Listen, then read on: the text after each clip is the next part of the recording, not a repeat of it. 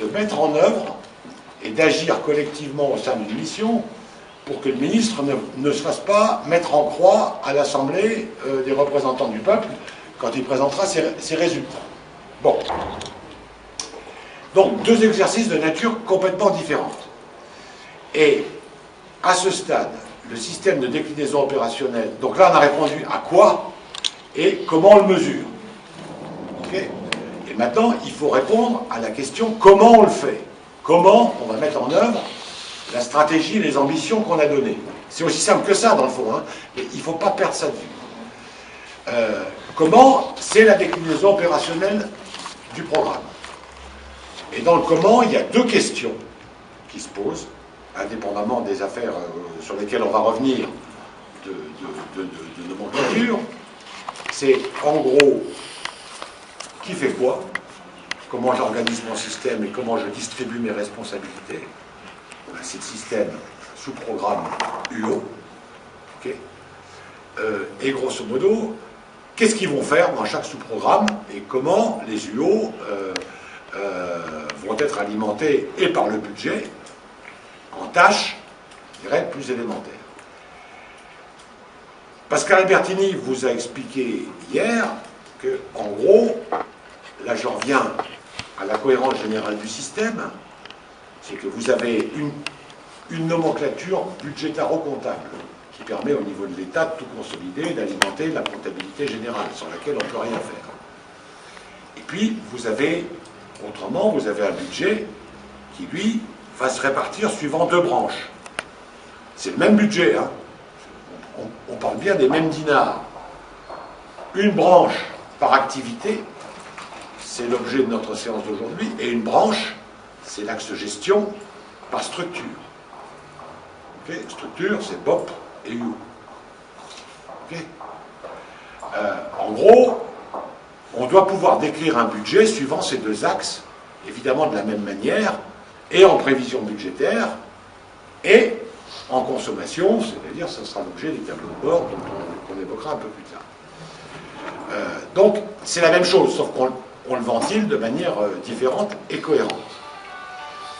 Il se trouve que dans le système commun qu'on a adopté, qui est quand même relativement simple,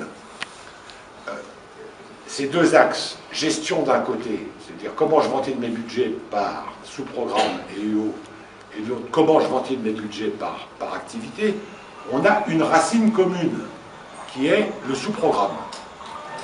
Le sous-programme est une bestiole hybride, qui est à la fois une responsabilité structurelle et un tiroir d'organisation des activités. C'est la spécificité du système qu'on a adopté. Et en gros, c'est à partir du sous-programme que les choses se ventilent en activité d'un côté et en structure de l'autre. Ce qu'il faut bien comprendre, c'est que, je reviens au niveau stratégique, on a mis en place un nombre limité d'indicateurs stratégiques. C'est les indicateurs du programme. Les indicateurs stratégiques s'arrêtent, ils doivent être déclinés, comme on a dit, déclinés au niveau du sous-programme. Chaque responsable de sous-programme doit avoir une déclinaison directe ou indirecte des axes stratégiques. Et je dirais que c'est la responsabilité personnelle, ça, du responsable de sous-programme. Ce qu'il ne faut pas faire, et ça il faut être très clair là-dessus, c'est de dire, grosso modo, je veux décliner mes objectifs stratégiques dans la nomenclature. Ça, c'est pas possible. Okay. Le génie, il y a des gens géniaux parmi vous, le génie du responsable de sous-programme, c'est de dire, je vais piloter mes activités pour atteindre mes objectifs. Ce qu'il ne faut surtout pas faire, c'est mélanger, après au niveau en dessous, c'est-à-dire après le niveau du chef de sous-programme, vouloir mettre des objectifs de performance déclinés directement dans les activités. D'abord, vous n'y arriverez pas. Okay. Et si on a besoin d'un responsable de sous-programme, c'est précisément pour que ce qui se passe dans les activités lui permette d'atteindre ses objectifs. C'est à lui de réguler ça. Il peut, évidemment, donner à chaque activité et à chaque structure. Vous voyez bien que les deux axes doivent être cohérents. Les objectifs qu'on va appeler physico-chimiques de production, des choses comme ça. C'est son problème. C'est le problème du responsable de sous-programme. Okay. De même, dans les activités, on peut très bien avoir des grands déterminants descriptifs. Okay. Mais là, on n'est pas obligé, et n'essayez pas de faire l'exercice parce que vous n'y arriverez pas, de faire une déclinaison des objectifs stratégiques avec des déclinaisons dans les activités. C'est trop compliqué et en fait, on n'y arrive pas. Okay. Si on met un responsable de sous-programme, c'est pour concentrer sur une même responsabilité de haut niveau, okay, à la fois la compatibilité des activités des services UO, si je puis dire, de son sous-programme, et la réponse que ces activités peuvent donner aux objectifs stratégiques qu'on en est. Donc, la déclinaison stratégique s'arrête au niveau du sous-programme, et je dirais s'arrête au niveau du responsable de sous-programme. Après, on rentre dans la mise en œuvre. Ok, ça va? Alors, aujourd'hui, on parle des activités. On parle des activités et des sous-activités. Il y a deux grandes méthodes. Je dirais une bonne, probablement une mauvaise. On va prendre un parti pris. Hein. Il y a une première méthode qui consiste à dire, bon, j'ai fait mon exercice conceptuel de la stratégie, je vais faire mon exercice conceptuel de l'activité de la même manière, de manière un peu théorique, et je dirais esthétique. Ça, en général, ça donne un très très beau document à la fin, mais la mise en œuvre, on n'y arrive pas. On n'y arrive pas parce que ça va se heurter à la réalité des choses, la réalité des structures, la réalité des procédures, et je veux dire, la déclinaison par activité d'un sous-programme ne peut pas se faire en théorie. Même si après, on va rechercher un objectif de simplicité, parce qu'il faut être toujours simple dans ces choses-là, il y a un travail préalable à faire. Et on obtient, en gros, l'activité, d'abord en ne perdant jamais de vue que, certes, il faut faire une nomenclature, mais pourquoi on fait une nomenclature? Ça, il faut quand même le préciser. Pourquoi on fait une nomenclature par destination? Il ne faut jamais perdre ça de vue. Ce n'est pas pour se conformer à des idées folles d'un technocrate du ministère des Finances. Ce n'est pas pour embêter le monde. La nomenclature par destination, c'est fait, elle a deux usages. Un, elle permet de piloter le programme pour le responsable opérationnel. Moi, je vous défie de piloter un programme par la nomenclature budgétaire ou comptable. C'est absolument impossible. Et deuxièmement, elle permet aussi d'informer, je dirais, le Parlement, les citoyens, de manière intelligible. Si vous mettez, si vous envoyez comme seul résultat la nomenclature budgétaire ou comptable à vos concitoyens et au Parlement, ils n'y comprendront rien. Hein, c'est absolument évident. Et en plus, comme il n'y a pas de système de comptabilité analytique, il y a un certain nombre de grandes questions auxquelles personne ne pourra répondre. Avec la création d'activités, la création de cette nomenclature, c'est la structure de pilotage. Et à ce stade, il faut dire vraiment une chose importante, la nomenclature par destination, qui est la description des sous-programmes en activité dans le système qu'on a adopté, c'est le problème des directeurs de programme. Et ça doit être évidemment piloté par les GBO de manière cohérente à l'ensemble des ministères, mais c'est son problème. Si sa nomenclature par activité est mauvaise, il n'arrivera pas à piloter son programme. Il n'y arrivera pas. Il aura un exercice théorique, il va se planter. La nomenclature, après l'axe gestion, vous avez compris qu'il y avait plusieurs axes. L'axe gestion, c'est-à-dire comment le budget est ventilé par sous-programme et UO, ça aussi, c'est la préoccupation du directeur de programme. La cohérence d'ensemble du système, la convergence des nomenclatures sur la budgétaire comptable, c'est le boulot du DAFER. C'est le boulot du DAFER. Et là, le DAFER, lui, il est au carrefour de toutes les nomenclatures. Le directeur de programme, il ne faut pas l'enquiquiner avec le budgétaire comptable. Lui, il pilote son programme et, grosso modo, il rend compte de ses objectifs. Le DAFER, lui, il rend les nomenclatures convergentes du point de vue technique, c'est-à-dire qu'on a On dit, voilà, ça c'est clair, je fais telle activité à partir de ma stratégie, etc., etc. Et j'ai quelque chose qui présente bien, qui est très simple, qui présente bien, et puis c'est ça que je vais mettre en œuvre. Ça, c'est le plantage assuré. Parce que grosso modo, ça ne s'arrimera pas sur les organisations et sur les processus existants. C'est-à-dire que ça va même tout casser. La deuxième méthode, qui est la bonne, ça consiste à avoir une démarche analytique en amont. Alors, la démarche analytique, il ne faut pas avoir peur de cette expression-là. Elle peut être très élaborée, mais elle est très longue.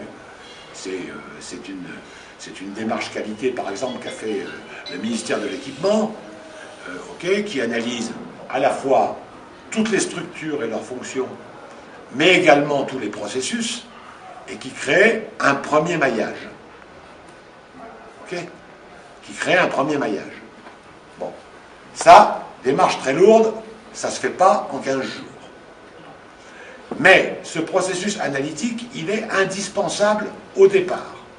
Vous ne ferez pas votre déclinaison opérationnelle jusqu'à la fin, et surtout votre référentiel d'activité, si vous ne la faites pas. Alors, donc, il y a une version allégée, hein, c'est comme le fromage ou le lait. Il y a la version riche de l'équipement. La version allégée, c'est ce que tout le monde doit pouvoir faire. C'est-à-dire, en gros, prendre, là, vous revenez à l'organigramme, on n'est plus en bas plus haut, vous revenez à l'organigramme, vous avez des textes qui définissent la fonction, vous avez la réalité de la production dans les ministères. Et là, en gros, vous faites un tableau, je dirais quasiment par direction ou par direction générale, sur les missions générales du ministère. En gros, qu'est-ce qu'on fabrique dans le ministère et qui fait quoi? Mais là, on parle du point de vue organigramme. Là, vous avez la liste de ce qui est fait au ministère et, si possible, si vous avez des manuels de procédure, vous savez comment on peut le faire. Tous les ministères n'ont pas des manuels de procédure. Et donc là, il faut travailler un peu avec les DG en demandant comment vous faites tel truc, tel truc. Mais en fait, c'est un tableau relativement simple de recensement. À partir de là, vous faites entrer l'intelligence collective dans l'affaire. Est-ce que dans toutes ces fonctions et de ce que je sais de ces procédures, de ce que je sais de ces procédures, je peux regrouper ça par grandes fonctions. Alors, je sais pas, moi, alors on prend le cas des routes qui est très simple à comprendre. Il y a une fonction étude, il y a une fonction réalisation, une fonction préalable, en gros, les expropriations, enfin tout le bazar. Est-ce que tout ça, ça s'articule et cohérent? Donc en fait, on fait un premier tamis. Et ensuite, on examine ce tamis à ce stade-là, au niveau du sous-programme, à la lueur, d'abord, du cadre de performance, c'est-à-dire de l'organisation qu'on a mis en place par programme et par sous-programme, et on essaye de trouver le plus gros maillage cohérent et explicite possible pour déterminer l'activité. Donc, l'activité, pour qu'elle fonctionne, pas simplement du point de vue esthétique sur le papier, c'est le croisement d'une démarche analytique de l'existant avec le croisement de la démarche de performance et de l'organisation qu'on a adoptée en sous-programme et UO. C'est ça. Alors, les caractéristiques de l'activité, la caractéristique principale, c'est que, en gros, il ne faut pas développer des nomenclatures qui soient descriptives, exhaustives. Ce sont des gros paquets. Ce sont des gros paquets. En gros, sur un sous-programme, ne mettez par pitié pas 12 activités. L'objectif, c'est de trouver le plus gros maillage cohérent possible, qui après, lui, peut se décrire en sous-activités. Mais en gros, moins vous aurez d'activités dans un programme, mais les activités dans un sous-programme devront couvrir, en gros, tout ce qui est fait par les services associés au sous-programme, mieux vous vous porterez par la suite. Moi, je préfère un programme à 3 activités qui est pratiquement, qui est décrit ensuite au niveau des sous-activités de manière plus précise, qu'un programme à 12 activités qui va poser, je dirais, un certain nombre de problèmes ensuite de gestion et puis qui va compliquer toute la gestion physico-chimique. Et encore une fois, l'activité, c'est là où vous avez les indicateurs de gestion. Les indicateurs de gestion ne sont pas forcément liés aux indicateurs stratégiques. Autant on vous demande au niveau du sous-programme et du responsable du sous-programme d'avoir une déclinaison directe ou indirecte, mais c'est le responsable, ce n'est pas toute la structure, d'avoir une déclinaison directe ou indirecte de ces objectifs stratégiques, autant au niveau de l'activité, en fait, c'est au responsable de sous-programme de dimensionner l'activité des services et l'activité en termes de nomenclature pour atteindre ces objectifs. Donc là, on peut rentrer dans le détail, mais on est au niveau de l'indicateur de gestion ou, de manière informative, des grands déterminants. Ne faites pas de la performance au niveau des activités, par pitié.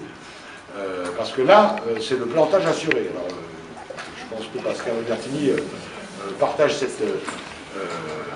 cette affaire. La performance s'arrête au niveau du responsable de sous-programme. Il doit en rendre des comptes. C'est à lui d'organiser son sous-programme avec l'approbation de son responsable de programme pour que l'ensemble des activités en termes de nomenclature, mais des activités des services que ça retrace, lui permettent d'atteindre ses objectifs de performance. Et en toi, tu dois faire 150 expropriations. Ça n'a rien à faire au niveau de la stratégie. C'est un processus analytique interne de ce programme. Vous voyez ce que je veux dire? Et là, on est dans des indicateurs de gestion qui figureront même pas dans le PAP. Sauf les gros déterminants. Quand vous avez un gros projet dans une activité, il est d'usage quand même sur les grands projets de le décrire. Non, ça coûte 3 milliards de dollars, je passe pas à côté. S'agit-il des indicateurs permanents ou bien provisoires pour des indicateurs de gestion? Alors, en gestion, vous pouvez les changer très souplement d'une année sur l'autre. Indicateur stratégique, non, puisque en fait, sur une année, vous ne mesurez pas un chemin. Or, une stratégie, ça s'inscrit dans une action pluriannuelle avec des valeurs cibles, rappelez-vous. Donc les indicateurs stratégiques ils doivent être stables sur une certaine durée, on peut en changer après quand on change de stratégie, mais dans la même stratégie, on ne change pas les indicateurs de performance. Les indicateurs de gestion, c'est free. Même en cours d'exercice, le responsable de programme ou de sous-programme peut très bien introduire des indicateurs supplémentaires. On dit, écoutez, j'y vois pas clair, on est en train de dériver, maintenant vous me suivez telle chose. Et ça, vous n'avez même pas à le faire figurer dans le PAP. Mais les responsables, surtout pas d'ailleurs, le responsable de programme et de sous-programme, ils rendent compte globalement de l'usage de leurs fonds et de leurs objectifs. C'est leur job, c'est pour ça qu'ils sont responsables. Mais là, vous amenez directement à travailler au tableau de bord. Hein. Et bien voilà. Et là, on arrive à la notion de tableau de bord qu'on verra après, qui est le tableau de bord, c'est les indicateurs de gestion. Et grosso modo, évidemment, le suivi de la performance par des mesures indépendantes. Mais ça se fait parallèlement. Et on regarde si la gestion est adaptée à la performance. Mais on ne mélange pas les choses. Donc en gros, pour récapituler les choses, il faut faire un exercice analytique. Alors, l'exercice parfait, c'est l'exercice qualité avec étude des processus, exhaustivité, je dirais des fonctions, et des fonctions réellement exercées par les services de l'organigramme. Okay. Ça, c'est long, c'est coûteux, c'est un gros investissement, c'est l'exercice idéal. Dans chaque ministère, il y a un autre exercice qu'on peut faire, c'est la même chose, mais en plus simple. On recense ce qui est fait dans la direction, okay, par rapport au décret, en théorie. On recense ce qui est fait pratiquement, parce que vous verrez qu'il y a souvent un écart entre la pratique et la théorie, et si possible, sans faire une étude de processus. L'équipement a fait l'étude de processus, donc là on est dans un exercice absolument bétonné, mais tout le monde n'a pas les moyens, ni maintenant le temps de le faire, par un petit interview, comment on le fait, quoi. Quelles sont les étapes, quel est le processus d'étape. Bon. Et ça, tout le monde doit être capable de le faire dans les ministères. Si on n'est pas capable de décrire ce qu'on fait, il faut qu'on change de métier. Là, on va vendre des fraises. Hein. Alors, le résultat doit être simple. Le résultat doit être simple, c'est-à-dire que dans le tiroir sous-programme, vous avez le volet performance stratégique décliné qui s'arrête au niveau du chef, du responsable de ce programme, c'est à lui de réguler ça. Ensuite, on a deux colonnes, imaginez deux colonnes, une colonne d'activité, une colonne UO. Okay. Là, on structure la colonne d'activité. Moins il y a d'activités, mais les activités devront couvrir tout le champ du sous-programme, mieux on se porte. Il vaut mieux préciser au niveau de la sous-activité que de faire trop d'activités. Franchement, hein, on simplifiera les choses. Au niveau de l'UO, vous avez vos cartographies. Et quand les activités seront déterminées, on fera ce qu'on appelle le schéma d'organisation financière, c'est-à-dire comment les UO se branchent aux activités. Et l'exercice sera terminé. C'est aussi simple que ça. Alors, après, il y a des cas particuliers. Il y a toujours des cas particuliers. Parce que tout l'exercice, vous l'avez bien compris, c'est du sur-mesure. Il n'y a pas de prêt-à-porter. Il n'y a pas un modèle type avec une matrice. Chaque ministère a son organisation particulière, chaque ministère a ses objectifs particuliers, sa culture particulière, ses métiers particuliers. Donc, c'est de la haute couture. Il n'y a pas de prêt-à-porter. C'est-à-dire qu'il n'y a pas une déclinaison opérationnelle type avec une nomenclature type. Ça n'existe pas. Donc, la nomenclature est à construire. Autant la budgétaire en comptable, pour des raisons de cohérence de la comptabilité de l'État, celle-là, c'est comme ça, c'est pas autrement, vous n'avez pas votre mot à dire, hein, parce que ça relève de consolidation macroéconomique. Donc là, c'est un système supérieur qui s'impose. Autant la nomenclature par destination, d'abord, doit alimenter ce système de manière cohérente, mais aussi, en même temps, doit permettre le pilotage du programme et l'information des parlementaires. Voilà. Ça, c'est le petit résumé général. Alors, après les restitutions, on fera peut-être une petite conclusion. Est-ce qu'à ce stade-là, il y a des questions? Pascal, tu veux peut-être... Rien à ajouter. Voilà, on parle la même langue, hein, avec Pascal. Non, mais c'est... Non, mais ce qu'il faut bien comprendre sous ces termes un peu compliqués, c'est que l'affaire est très simple. Il y a en gros un souci opérationnel qui est le pilotage des programmes. Okay. C'est pour ça qu'il faut une nomenclature par destination. Et il y a un souci de cohérence dans la comptabilité générale de l'État qui permet le pilotage global du budget de l'État et d'une partie de l'économie du pays. Voilà, on est là ensemble, en gros, pour vous dire que ce truc-là, ça ne s'oppose pas, ça se marie, quoi. Ça doit se faire de manière cohérente, et que tout ce qu'on a dit sur l'axe gestion et l'axe destination, c'est le problème. C'est le problème du responsable de programme, et que le mariage du tout avec la budgétaire comptable, c'est le problème du DAFER. Hein, c'est ça qu'il faut bien, c'est ça qu'il faut bien voir. Bon ben, je propose de passer aux restitutions. Oui,